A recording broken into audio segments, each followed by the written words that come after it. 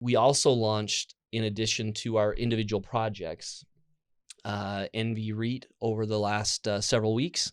And we got a question around UBIT for investors there. Yeah. So our NV REIT is going to be holding stabilized cash flowing properties, doing some development properties as well. And it's structured as a REIT. So how does UBIT impact investors who invest in our REIT? And we will have some debt on those projects as well. So the awesome thing about a REIT is they're exempt from UBIT UDFI. So if my IRA is invested, 401k doesn't matter. I don't got to worry about this at all. Oh, that's great. Because you're going to get a 1099 div essentially. You're not getting a K1. There's no corporate tax at the REIT level either, which is sweet for everybody in the fund, because that money would go to the IRS before you got distributions.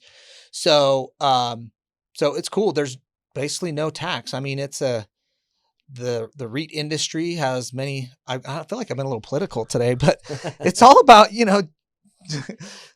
the halls in Washington and who's favored and who gets this little exception built in for their industry. And the REIT industry has gotten a lot of sweet tax benefits. So don't fight it. Go invest your IRA. Well, when we enjoy the tax benefits. We were looking at how we wanted to structure this next fund REIT setup. We looked at potentially doing a REIT, and there's so many tax benefits that we're just inheriting from somebody who's done the hard work in Washington. And this is just yet another one. So there's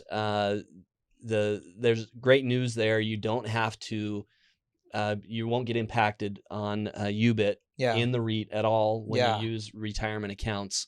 So those are two great answers. So also want to thank Heidi and her and I have really been working on this the last 6 months, and we're the ones that figured out we want to do a REIT. And now we're really happy we did a REIT. Absolutely. And I think, we have a bigger REIT that a lot of our IRAs have invested with us, and it's been a long time, one called Dakota REIT, great guys. But, to me, I've always been like, once I looked at what they were doing pretty closely and some of our other clients that invest their IRAs in real estate funds, it's like a lot of them already follow the rules of like, you have to distribute like 90% of the cash flow or something. It's like, they're already doing that. Right. It's like, we already qualify. We just haven't raised our hand and said, give us this awesome tax treatment.